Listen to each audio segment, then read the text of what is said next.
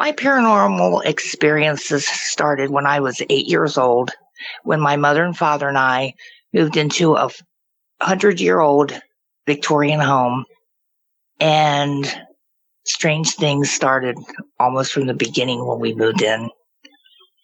My name is Shelley, and I live in a very small town in Ohio.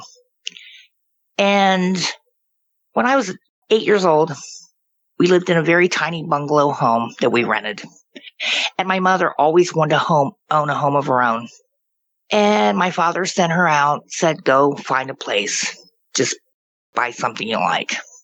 And I can remember as a small child going with her, and every house we looked at was just terrible. It was just one thing after another, just wasn't suited for us. And it was a very, very elderly gentleman that was a real estate man, very up in age. And he was taking us to different homes one day. It was a very hot, hot day. And my mother was just really discouraged. And he said, I have one more home to show you. And he named the street. She said, well, I've lived in Marion for 30 years. She goes, I've never heard of this street. He says, well, just follow me. We pulled up, and it was a big, huge home. And the grass was as tall as your waist. Paint was peeled. And my mom said, oh, what a dump. And she didn't even want to go in. But he said, oh, come in. He said, I think you'll like the place. And when we walked inside, it was the most beautiful Victorian home you've ever seen. It was like a palace to us, going from a little tiny, little small bungalow to this beautiful home. It had gorgeous woodwork. It had carved poles and engraved stairway with a landing. It had pocket doors. Went inside the walls, came out. Beautiful floors.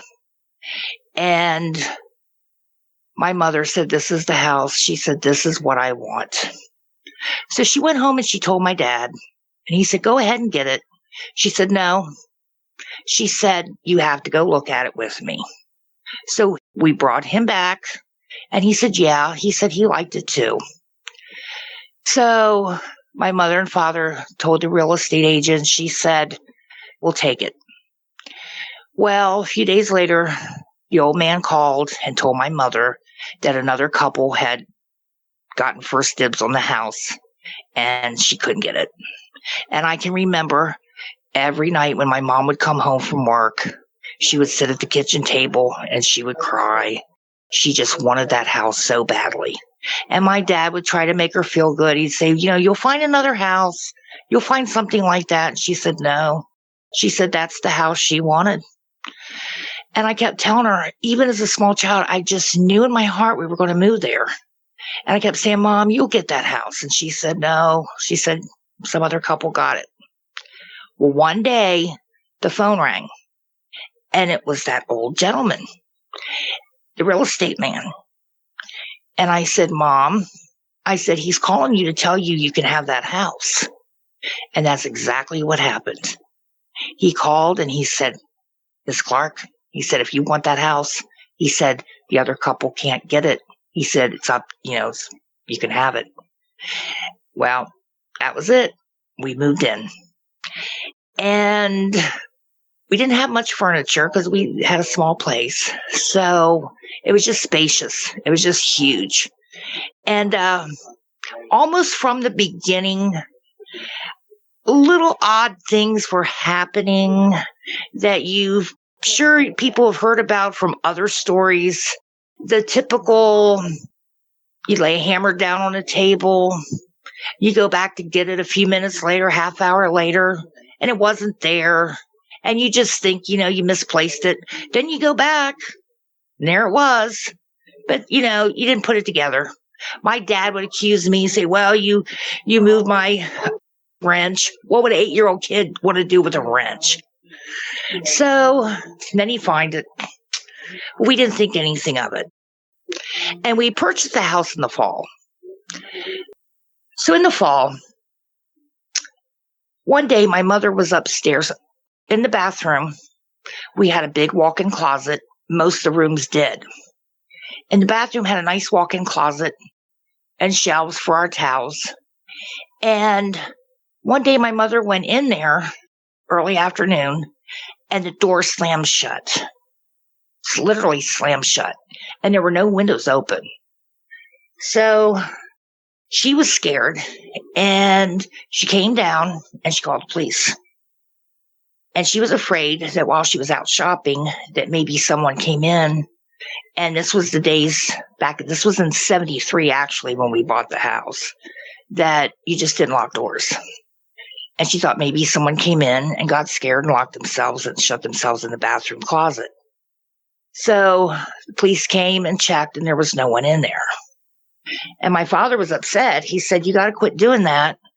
Police will quit coming thinking you're crazy and don't do that anymore. Until it happened to him about 2 weeks later when he was in there. And he was taking a shower and boom, same thing happened to him.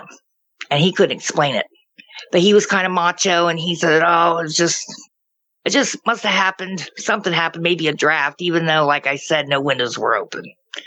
So then it turned to wintertime. And I like to add, in this house, it had original chandeliers from the 40s when they had put new ones in. They had an old doorbell, and I'm talking old. It had old thin wires, and it was sitting up on top of a ledge in one of the rooms. And it was not a pretty doorbell. It was very shrill. Nobody ever really used it. So one night in January of 74, we were all asleep, and it was about 2 a.m. And all of a sudden, the doorbell rang. And it was, like I said, real early, so that kind of it startles you thinking something bad's going on. So my dad got up and went downstairs, and there was nobody there. So he went back up to sleep, and he went upstairs, and he said, well, it was probably kids playing around. So he got back in bed, and 5 minutes later, the doorbell rang again. And he got up again, and no one was there. And my mom said, well, why would kids be out at 2 a.m. ringing doorbells as cold as it is? It was really, really low temperatures. And my dad waited beside the door along the wall, waiting to try to catch them. And nothing happened. He stood there for a good 15, 20 minutes, nothing. So he went back up, got in bed, and the minute he put the covers over him, not only did that doorbell ring, but it stayed ringing. This shrill, terrible ring. And we all jumped up out of bed. No one was there, but my mom looked in the middle room. She said, oh my gosh, look. And up on that ledge, that doorbell was throwing sparks. Huge, like 4th of July sparks. And it was standing up off the ledge about 3 or 4 inches. Like standing like up in the air. It was the only thing holding it up was the wire. Now, it could have been, electrical, which my dad said it probably was. But it was just like standing up. So that possibly could be explained, but too many other things were happening. Too many of my mom and my things were going on. My dad worked at a railroad company, and he worked third shift. So my mom and I would be in bed at night, and we'd be alone, and we would hear it sound like heavy footsteps going halfway up our stairway and halfway back down. And she would even ask me, did you hear what I think I heard? I'd say, I heard a man walk up the stairs and back down. We were terrified. My dad would come home in the morning and he would catch us sleeping at either end of the couch. And he'd be upset because he'd say, I bought this big house and you guys are sleeping on the couch. But it really was scary. And the first time that I actually had my first encounter that I know the first time I actually was terrified out of my mind, I was putting towels away in the bathroom closet. And I know there was something behind me standing. I could feel it. I didn't physically feel it, but I knew there was something behind me in that closet. And it scared me to death. And I threw those towels up in the air and I took off out of there. And my mom later told, she said, I was crying. And she later told me, she said, she has felt something behind her too. It was up in her bedroom. And I said, Dad doesn't believe me. She said, she felt something like standing behind her. She said, she's pretty sure it's a man. I said, that's what I think too. Well, we never had plates fly but it was still scary nonetheless. And you never know when this would happen. And it was typical when we would try to change wallpaper or we would paint, things would start getting jarred up. The following spring, my dad and my uncle and his sons put in new insulation in the attic. And they found some old hat pins, some old bottles of hat dye, and an old lady's purse, like a little flapper type purse. And there was an elderly woman, Miss Anderson, that lived across the street from us. She even had an old 1940s car. And she had lived there for years. And we were showing her what we had found. And she knew the people that owned the house. We were the third family that ever lived there. The house was built in 1915 by an attorney and his wife. And they had one son. And she knew the couple. And my mom was showing her the items, and she said, oh, yes, they were both avid gardeners. And the couple that lived in between us and the original owners had only lived there for like a year. But it was nothing to do with anything. It was just the couple got transferred. So it was nothing, malevolent. And the Sanderson, Mom said, did they get along pretty well? She said, they only had one argument. This was the original owners of the home.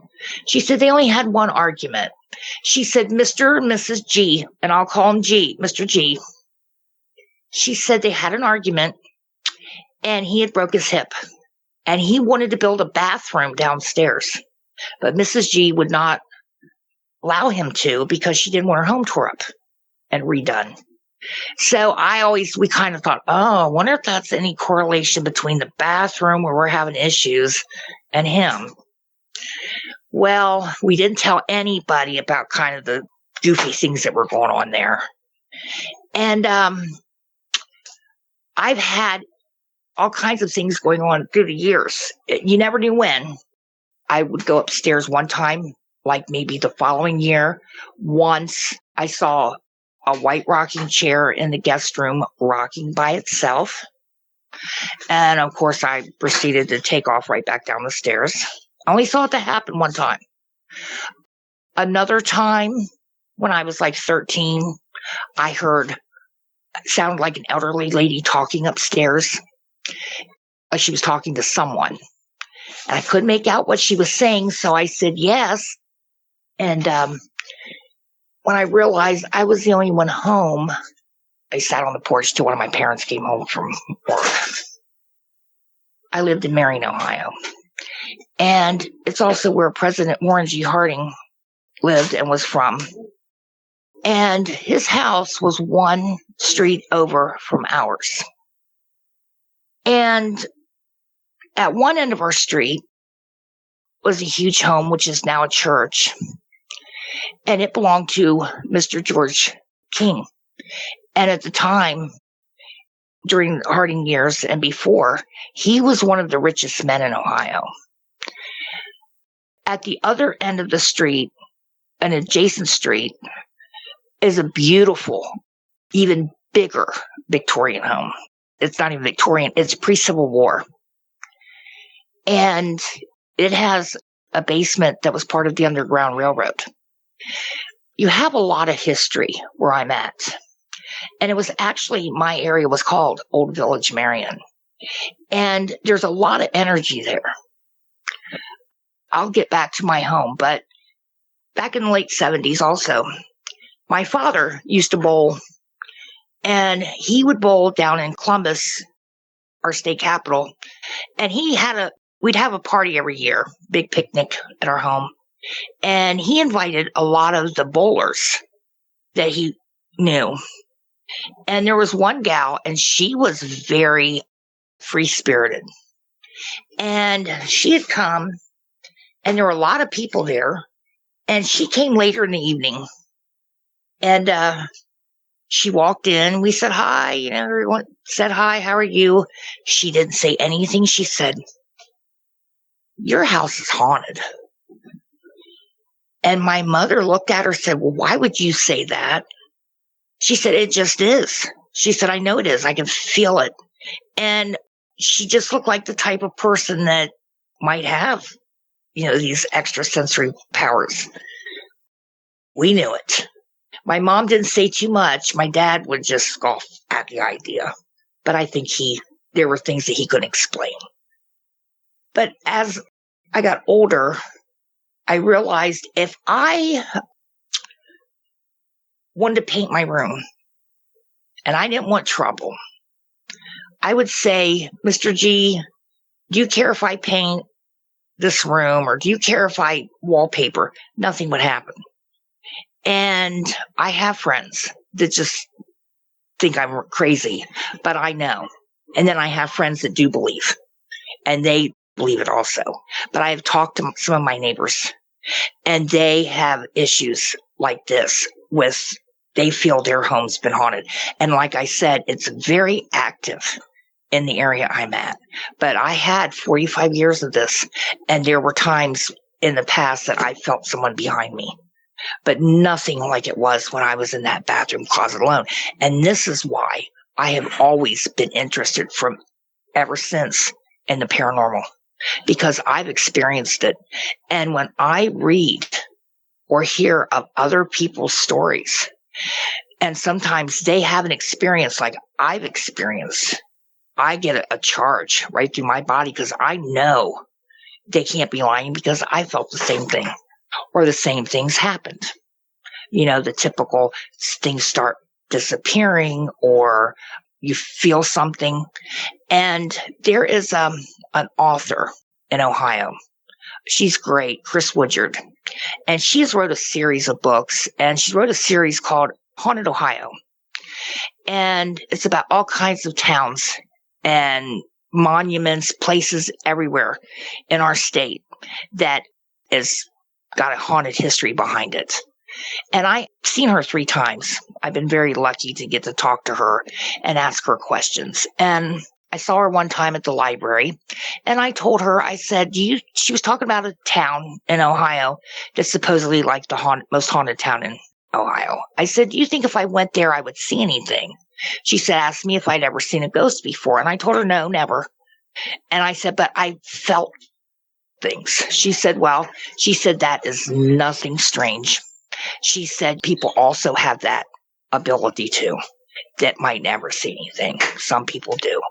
So that kind of gave me some kind of validation that I'm not crazy, or I'm not imagining things. Also, like I said, I lived in my home for 45 years. I took care of my parents till they passed away at different times, and I stayed there. And I had my son. That was his childhood home till he was 13. And when my baby was born, my father died about a year before he was born. I named my son after him. And when my little boy was just right at the stage where he could have possibly been saying, his first word, but he hadn't yet, I was changing his diaper, and I was looking down at him, And he was just smiling and giggling, but he wasn't looking at me. It was like he was looking over my shoulder. And I said, "What are you giggling at?" And he just wasn't paying attention to me, but he was just laughing. I asked him like twice. And anyway, I asked him a third time, and he said, "Paw Paw." And I said, "What'd you say?" He said, "Paw Paw." And like I said, my dad died the year before he was born. And I do believe, I didn't feel anything, but I do believe he saw my dad because that's his namesake. And I think my dad was looking at him. My parents loved their home. And I finally decided I had to move on. I miss it. I miss my ghost. Oh, and there's another example too. One time I was painting the hallway, and this was in the early 90s. And it was like 2:00 in the morning, and I just had one little section to do near the attic door. And I said, I'm going to do it and get it done. And the attic door opened up, just a crack. So I shut it, and it opened up more again, and I shut it again. And jokingly, I said, "Mr. or Mrs. G, whoever you are, please keep that door shut." And just then, that door shut on its own. Literally shut on its own and stayed shut. And there was no draft. There was nothing. It was like on command. And, how do you explain that?